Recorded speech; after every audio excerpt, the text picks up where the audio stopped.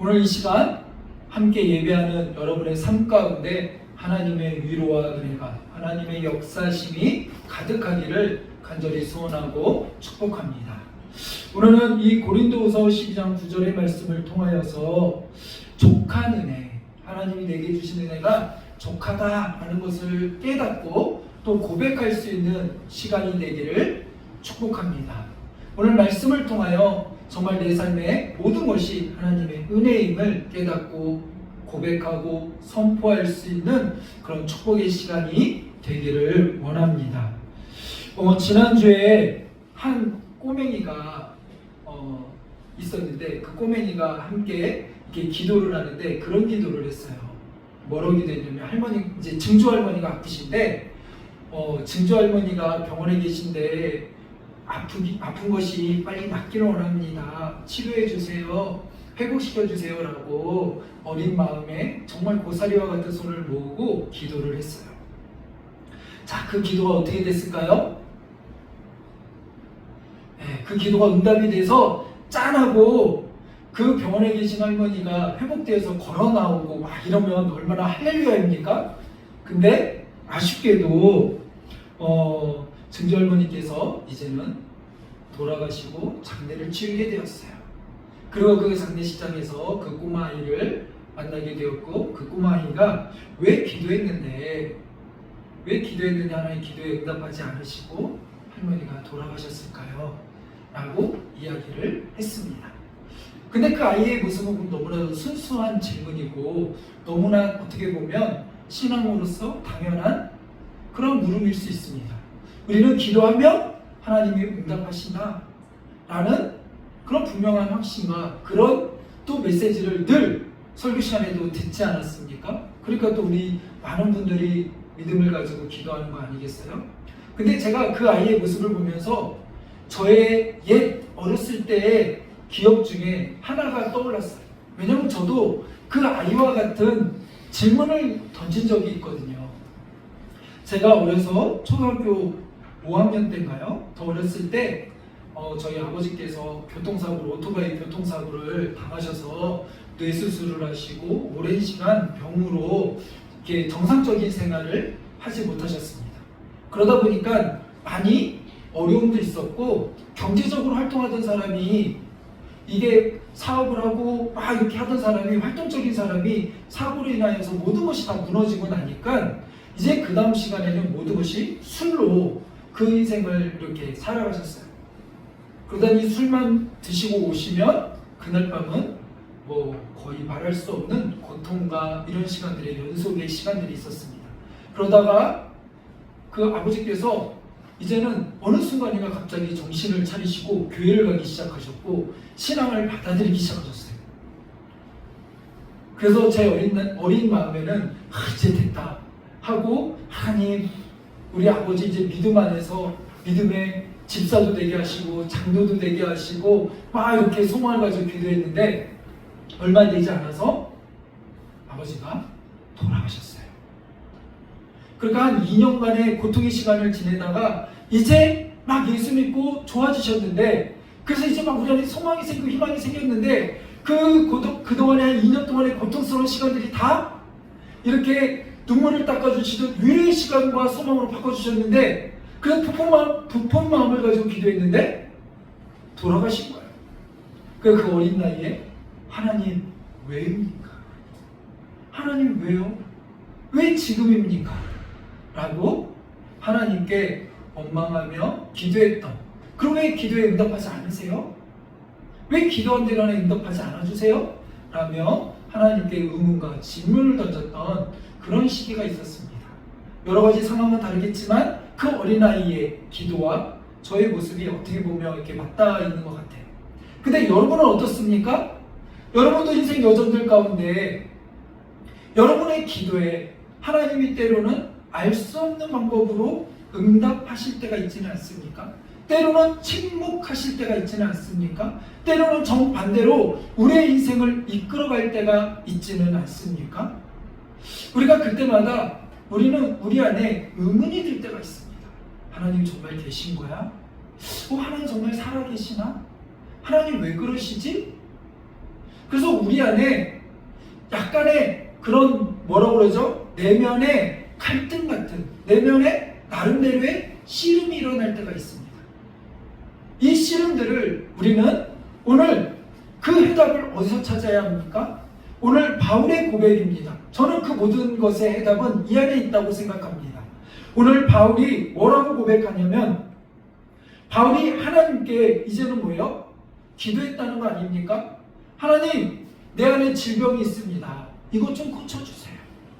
그것이 성경학자들은 뭐 간질이라고 하고 뭐 안질이라고 하고 뭐라고 여러 가지를 추측해 보지만 정확한 병명이 무엇인지는 우리가 성경에서 정확히 말해주지 않아서 정확한 병명이 이겁니다라고는 알 수는 없지만 어찌됐든 추측해 볼 때 그것이 바울에게 있어서 고통스럽고 때로는 수치스럽고 힘들었을 거예요.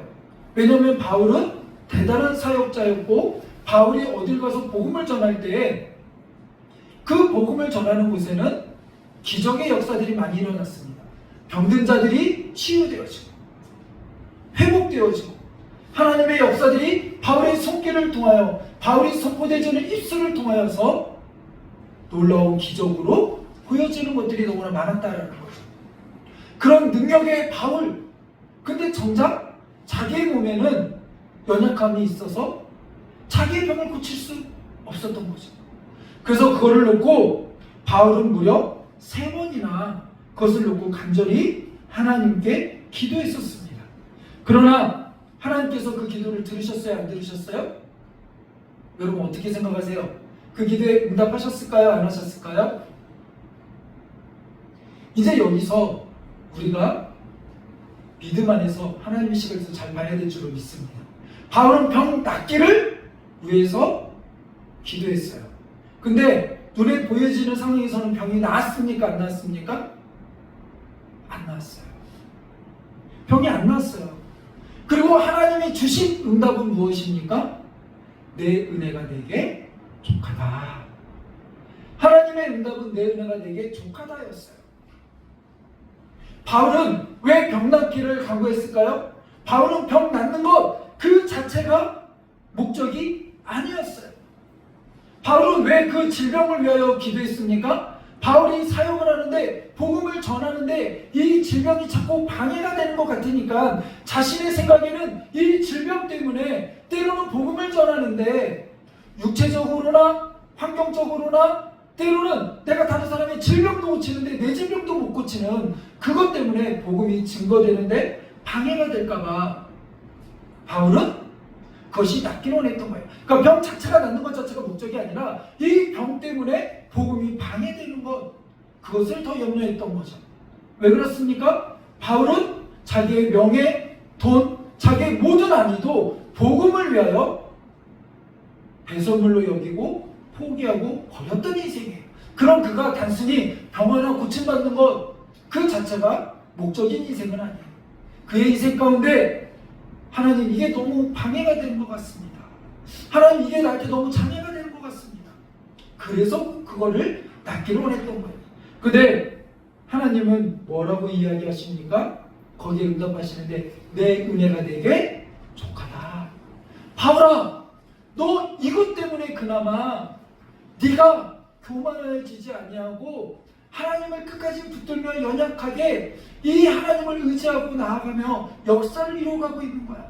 네가 하나님의 역사를 이루는데 바울아, 네가 하나님의 복음을 전하는데 이 간질의 질병이, 이 안질의 질병이 네가 갖고 있는 그 질병이 무엇이든지 간에 그게 오히려 방해가 되는 것이 아니라 그것 때문에 네가 더욱더 하나님을 의지하며 이 복음의 역사를 감당하고 있는 거란다.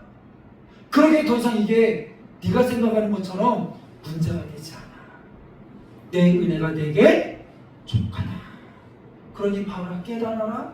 그 족한 은혜를 깨닫고 언제나 겸손하게 하나님만 의지하며 하나님만 붙잡으며 나아가라.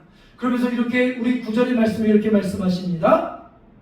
9절의 8절부터 볼까요? 이것이 내게서 떠나가게 하기 위하여 내가 3번이나 주께 간구하였더니, 바울이 간절히 하나님께 간구했다라는 거예요. 그랬더니 뭐예요? 나에게 이르시기를, 하나님이 바울에게 응답해 주셨다라는 거예요. 뭐라고 응답해요? 내 은혜가 내게 족하다. 바울아, 그거 아니어도 괜찮아. 그게 문제가 아니야. 바울아, 내 능력이 이런 데서 나가는 게 아니야. 네가 지금 이들의 병을 고치고 치료하는 게 네가 몸이 건강하고 막 이래야지만 치유하고 회복하는 거 그거 아니야. 그게 문제되지 않아. 문제는 뭐예요? 내 능력이 그런 약한 데서 온전해짐이 아니야. 너의 능력은 하나님 안에서 있는 거야. 하나님의 능력이 너를 통하여 역사하는 거야. 그것을 믿고 의지하고 그 안에서 내게 주신 은혜가 족함을 깨달아라 라고 이야기하는 거죠. 그러므로 도리어 크게 기뻐함으로 나는 여러 약한 것들에 대하여 자랑하리니 이는 그리스도의 능력이 내게 머물게 하려 함이라. 아멘. 바울은 이제 깨달은 거예요. 그리고 더 이상 바울이 이렇게 3번이나 간구했던 건 그동안 이것이 깨달아지지 않고 납득이 되지 않을까 기도했는데 이제는 이 3번째 마지막 간구함을 통하여서 어떻게 해요? 깨닫게 되어진 거죠. 이게 문제가 아닙니다. 내 사역에 더 이상 이것이 문제가 아니구나 라는 걸 깨닫고 내가 하나님께 받은 은혜가 이렇게 큰데 이 은혜 가지고 내가 하나님의 사역을 하는데 하나님의 부르심에 반응하는데 충분하구나 라는 걸 깨닫게 되어진 거죠. 우리가 이것과 이제 서두에 던졌던 질문들과 또 우리의 인생 여정 가운데 우리 안에 신앙의 여러 가지 딜레마와 같은 그런 여러 가지 고민 속에서 우리는 하나의 해답을 찾아야 될 줄로 믿습니다. 하나님 왜 내 기도에 응답하지 않으세요? 그러나 하나님은 이미 응답하셨어요. 바울의 기도에 하나님 응답하지 않으신 것 같지만 응답하셨다라는 거죠. 바울이 원하는 대로 병이 낫는 것으로 시각적으로 눈에 보이는 그것으로 응답하지는 않으셨지만 바울의 사역에 그것이 더 이상 문제되지 아니하고 하나님의 은혜가 충만하게 바울 가운데 있으며 바울이 사역하는 그 원동력이 바로 그 은혜임을 깨닫게 하심으로 바울의 사명을 끝까지 달려가는데 부족함 없도록 하나님은 응답하셨어요. 그 어린아이가 하나님 우리 할머니 우리 친정할머니 낫기를 합니다. 거기에 하나님이 시각적으로 눈에 보여지는 시각적으로 응답하지는 않으셨지만 하나님은 더 크고 놀라운 은혜로 그 장래의 모든 현장 가운데 응답하셨고 그 시간들을 통하여 또 모든 가족들이 또 모여야 될 때 더 늦지 않게 함께 모여 또한 여러 가지 실마리들을 풀어갈 수 있는 한 귀한 시간들을 만들어 주셨는 줄로 믿습니다. 당장은 잘 모르겠지만 지나고 나서 그 역사를 되돌아볼 때 하나님 기가 막힌 타이밍이었군요 라는 것을 알게 됩니다. 저도 학창시절에 하나님 왜 이때입니까? 그때는 솔직히 잘 몰랐어요. 그리고 그 신앙이 얼마나 내 안에 힘들었던 시기였는지 몰라요. 그러나 여기서 다 구구절절 이야기할 수는 없지만 지금의 역사, 내가 지금의 한 이제 50인데 50의 역사, 제가 살아온 삶의 역사를 되돌아볼 때 그 아버지가 돌아가셨던 그 시기, 그 시간 어떻게 보면 그 시간을 통하여 더 놀랍고 큰 역사들을 경험하는 은혜들이 있었고 더 말도 안 되는 기도를 제가 하나님께 기도한 적이 있는데 그 기도에 하나님이 그 이후의 시간에 역사하셨어요. 이거는 뭐 너무 세세하게 얘기할 수는 없지만 그냥 간단하게만 얘기하면 물리적으로나 인간적인 모든 과학적으로나 모든 것들을 되돌아볼 때 불가능한 기도를 제가 어려서 너무 어리니까 뭣도 모르니까 했던 기도가 있어요. 근데 하나님은 그 기도에 응답하셨어요. 근데 제가 포기하고 살았거든요. 좀 지나고 나서 이거는 말도 안 되는 기도였네.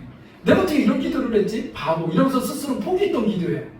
근데 어느 순간 하나님은 그것을 응답하심으로 시간과 공간과 모든 것들을 초월하시는 하나님의 섬세하신 역사를 경험하고 고백할 수밖에 없었던 그런 놀라운 역사로 이끌어 가셨어요.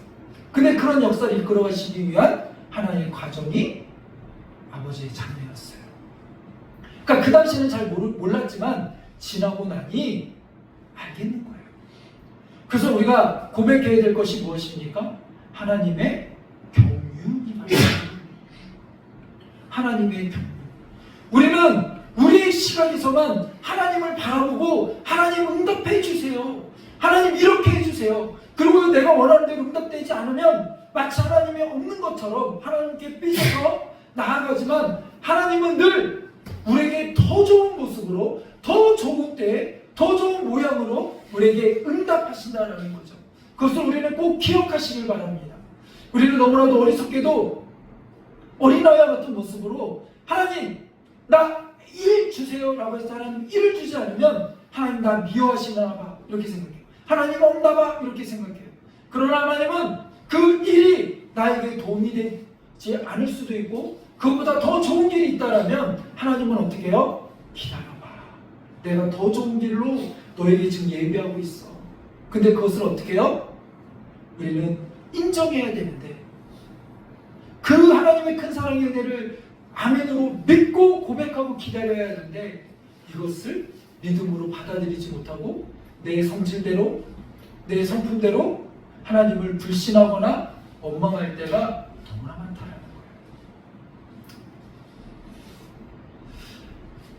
우리가 아픈 자를 위하여 기도할 때 그들이 회복되면 얼마나 좋겠어요? 예를 들어서 성경에 보면 나사로가 있어요. 나사로가 어때요? 죽었어요. 죽은 나사로를 향하여 예수님이 명하십니다. 그가 어떻게 됐어요?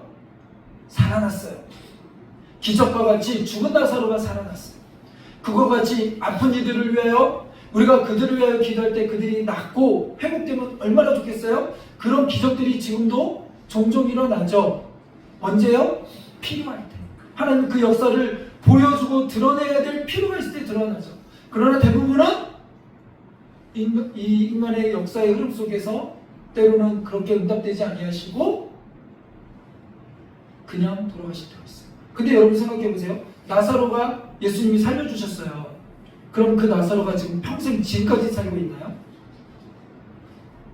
그렇지 않아요.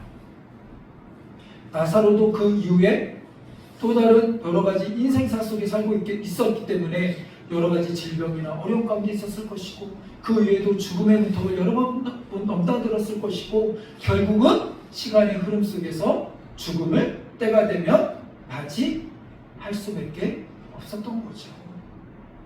그렇습니다. 아까 그 꼬맹이 증손주 할머니를 기도했던 그 기도, 그 증조 할머니가 연세가 87세였어요.